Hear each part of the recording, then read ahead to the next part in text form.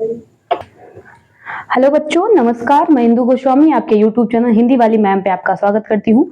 आज हम लोग जैसा कि अपने 9th के क्षितिज की चैप्टर पूरी कर ही रहे थे, अब 9th के हम कृतिका पे, क्योंकि 2 चैप्टर उधर हो गया है, एक चैप्टर मैं इसका लेती हूँ, फिर उसके बाद क्षितिज पढ़ाएंगे।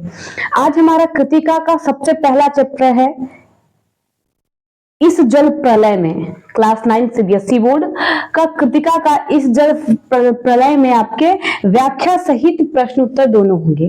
तो जो बच्चों जल्दी जल्दी अपने दोस्तों को शेयर कर दीजिए, अपने रिश्तेदार जो भी हैं आपके जान पहचान सभी को ऐड कर लीजिए, सब जल्दी जल्दी शेयर कर दीजिए ताकि सारे बच्चे इस कक्षा से जुड़ सके। और आपसे यही निवेदन रहेगी, कक्षा को शेयर करना ना भूले और पसंद आए तो लाइक करिएगा। तो जल्दी जल्दी कक्षा को शेयर करिए, चैनल को सब्सक्राइब करिए, बेल आइकन को प्रेस करें ताकि जब भी हम आपको कोई कक्षा लेके आए तो आप तक वो नोटिफिकेशन के माध्यम से वो क्लास पहुंच सके। और सबसे बड़ी क्या हमारी जो कहानी है, इसमें हमने जितनी भी प्रोज वो थी आपकी व्याख्या करने की, आपकी काव्य जो थी वो मैंने बोर्ड पे लिख के आपको व्याख्या कराया। लेकिन ये जो कहानी है इसको हम लोग क्या करेंगे कि बुक से पढ़ना है, तो हम आपके सामने नहीं, लेकिन हाँ बुक आपके सामने रहेगी, पूरी प्रॉपर आपको समझ में आएगी वो। तो आइए चलते हैं बुक की ओर, जो आपको पूरी तरह से समझाई जाएगी। धन्यवाद। फणीश्वरनाथ रेणु, फणीश्वरनाथ रेणु का आपको पूरी तरह से हम दिखाएंगे। फणीश्वरनाथ रेणु, इसको हम याद कराने की पूरी गारंटी लेते हैं कि आपको याद हो जाएगा, और ये सारी चीजें हम आपको बोर्ड पे बताएंगे बहुत अच्छी तरह से। इनका जो जन्म है वो सन 1921 में औराही हिंगना जिला पूर्णिया बिहार में हुआ है। बस इतना ही याद रखिए, अब काफी है कि 1921 में औराही हिंगना जिला पूर्णिया में बिहार में हुआ था, और 1942 के स्वतंत्रता आंदोलन में रेणु जी ने पूर्ण रूप से हिस्सा लिया था। इनका मृत्यु जो है 1977 में हुआ था। इतना याद रखिए, बाकी हम आपको ये आपके बोर्ड पे आपको पढ़ा देंगे बहुत अच्छी तरह से। आइए हम इस जल प्रलय के आपके चैप्टर पे चलते हैं। मेरा गांव ऐसे इलाकों से है जो हर साल पश्चिम, पूरब और दक्षिण की कोसी, पनार, महानंदा और गंगा की बाढ़ में पीड़ित प्राणियों के समूह आकर पनाह लेते हैं। सावन भादों में ट्रेन की खिड़कियों से विशाल और सपाट पृथ्वी पर गाय, बैल, भैंस, बकरियों के हजार झुंड मुंड देखकर ही गांव लोग बाढ़ की विभीषिका का अंदाजा लगा। देखो यहाँ पे लेखक जो कह रहा है वो कह रहा है कि हमारे जो गांव में है वो हर साल, पूरे साल क्या होता है, पश्चिम और पूरब, दक्षिण, कोसी, महानंदा जो वहां की गंगा है वो पीड़ित हो जाती है। प्राणियों जो होती है पीड़ित हो जाती है, क्योंकि वहां पे हर साल सावन भादों में खिड़कियों से ही अंदाजा लगा लिया जाता है, वहां पे बकरियों बैल भैंसों से, कि यहाँ की अभिषेका अंदाजा लगा जाता है कि कितना बाढ़ आ सकता है। पलती क्षेत्रीय, देखिए पर्ती क्षेत्र में जन्म लेने के कारण अपने गांव के अधिकांश लोग की तरह मैं भी तैरना नहीं जानता, किंतु 10 वर्ष की उम्र से पिछले साल बॉय स्काउट, स्वयंसेवक, राजनीतिक कार्यकर्ता अथवा रिलीफ वर्कर की हैसियत से बाढ़ पीड़ित क्षेत्रों को काम कर रहा हूं, और लिखने की बात हाई स्कूल में बाढ़ पर लेख लिखकर प्रथम पुरस्कार पाने के लिए लेकर धर्मयुग में कथा दशक के अंतर्गत बाढ़ पुरानी की कहानी नए कथा में प्रस्तुत कर चुका हूँ।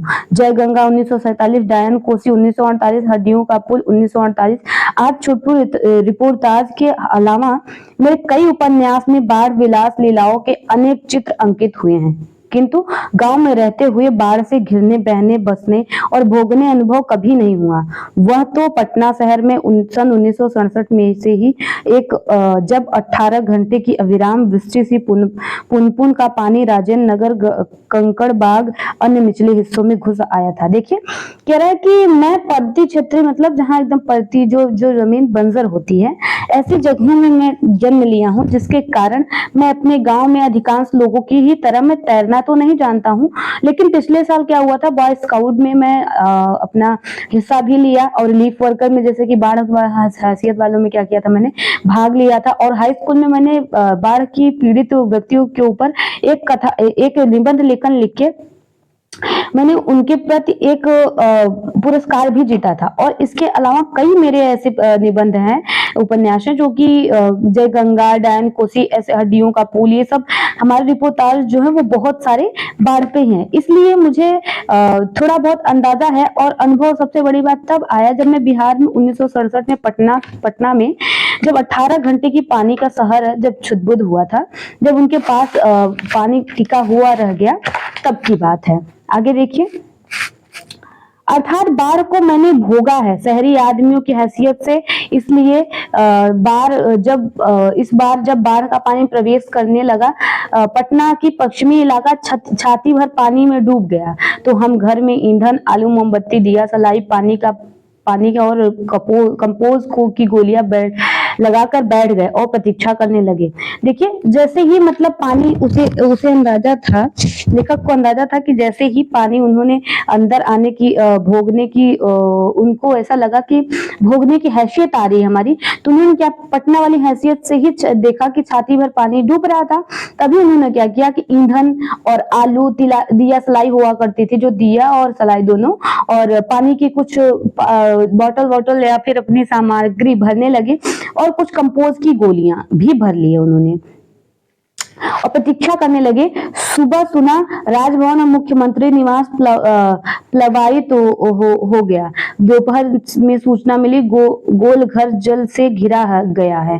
यो सूचना बंगला में इस वाक्य मिली थी, जानो गोल भर डूबे गेछे, और 5 बजे तक काफी हाउस जाने के लिए तथा शहर का हाल मालूम करने की निकला।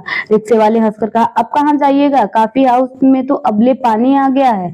देखिए, जब लेखक ने इस बात को जानने की कोशिश की कि वहां तक पानी आ गया या नहीं, तो रिक्शे वाला तुरंत हंस के बोला कि भाई साहब, अब कहाँ आप जाएंगे, अब तो वहां तक पानी ही आ चुका है अभी तक तो। आगे देखिए। चलो, पानी कैसे घुस गया मैं वही देखना, कहकर हम इस रिक्शे में बैठ गए।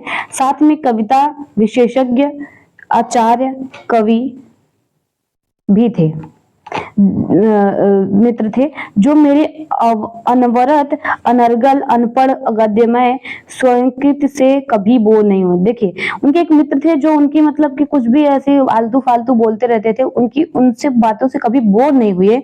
Motor, scooter, tractor, motorcycle, truck, टमटम, साइकिल, रिक्शा और पैदल पानी देखने जा रहे थे। लोग पानी देखकर लौट रहे थे। देखने वालों की आंखों में जुबान पर एक जिज्ञासा, पानी कहाँ तक आ गया है।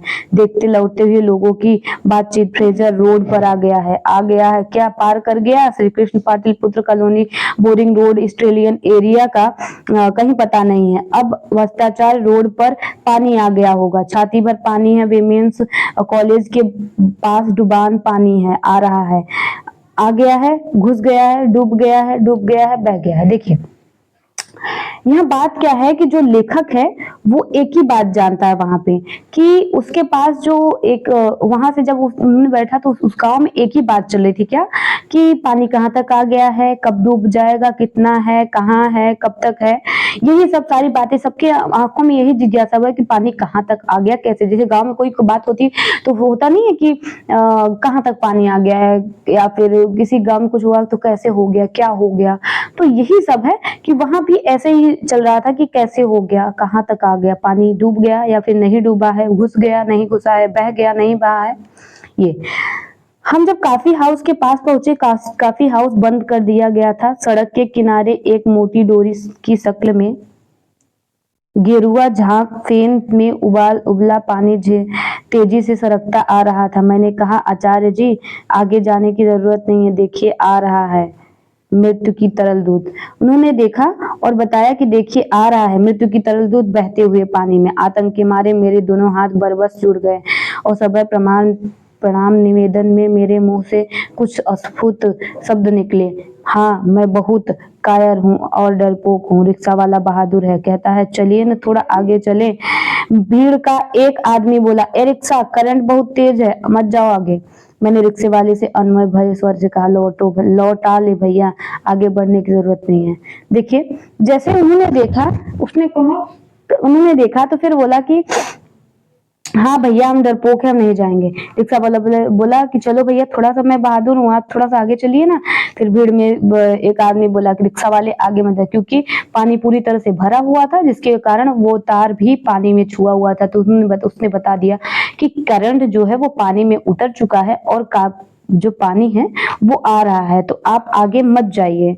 फिर रिक्शा वाला मुड़ा, हम अप्सरा सिनेमा हॉल सिनेमा शो बंद के बगल में गांधी मैदान की ओर चलो। पैलेस होटल की इंडियन एयरलाइंस के दफ्तर के सामने पानी भरा था। पानी की तेजी धारा, लाल हरे नियत विज्ञापनों की छपाई, सैकड़ों की रंगीन छापों की सृष्टि रही थी। मैदान की रेलिंग के सहारे हजारों लोग खड़े देख रहे थे। दशहरा दिन रामलीला के राम रथ प्रतीक्षा जितने लोग रहते हैं उससे कम नहीं थे। देखिए कह रहे हैं कि पानी को जैसे दशहरा वाले दिन मेला देखने लोग आते हैं, वैसे मानो कि उसी तरह से उससे उससे कम बिल्कुल नहीं थे लोग कि जितना कि वो पानी देखने आए थे। गांधी मैदान के आनंद उत्सव तथा सम्मेलन और खेल कूद की सारी स्मृतियों पर धीरे धीरे एक गरी का आच्छादित हो रहा था। हरियाली पर सैने सैने पानी फिरते देखने का अनुभव सर्वथा नया था। इस बीच एक अधेड़ मुस्तंड और गंवार जोर से बोला उठा, जब दानापुर डूब गया था तो पटनिया बाबू लोग उलट कर देखने भी नहीं गए, अब बूझो।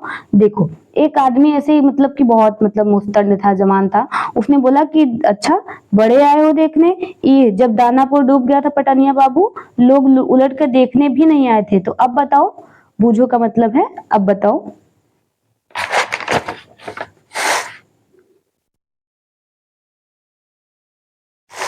कह रहे हैं कि जब वहां पर डूबा डूबा हुआ था तो कोई नहीं देखने आया था, अब देखो कैसे सामना करने सब लोग आ गए। मैंने अपने आचार्य कवि मित्र से कहा, पहचान लीजिए यही है आम आदमी जिसकी खोज हर साहित्यिक गोष्ठियों में होती है रहती है। उसके वक्तव्य में दानापुर के बदले उत्तर बिहार अथवा कोई भी बाढ़ग्रस्त ग्रामीण क्षेत्र जोड़ दीजिए। शाम के 7:30 बज चुके थे। आकाशवाणी पटना केंद्र के समाचार प्रसारित हो रहा था। पान की दुकानों के सामने खड़े लोग चुपचाप उत्कर्ष होकर सुन रहे थे। देखिए कह रहे हैं कि ये वही लोग हैं, पहचान लीजिए, जिसको साहित्य हिंदी साहित्य में गोष्ठियों के रूप में उनको गोष्ठी मतलब बैठक के रूप में, उनके बैठक के रूप में उसमें प्रमाणित किया जाता है। देख लीजिए, इनको पहचान लीजिए आप। उसके बाद शाम को 7:30 बजे आकाशवाणी होती है और पान के सामने सभी लोग खड़े होकर पान खाते हुए उस आकाशवाणी को सुनते हैं। आगे हम कल चलते हैं, आज हम यहाँ तक समझेंगे और हम यहाँ आप लोग ये जरूर बताइएगा कि मैम समझ में आया या नहीं। ऐसे नहीं समझ में आया होगा तो फिर हम आपको दूसरा तरीका बताएंगे। आज इतना ही। आज हमें ये बताइएगा कि आपको किस तरह से समझ में आया है।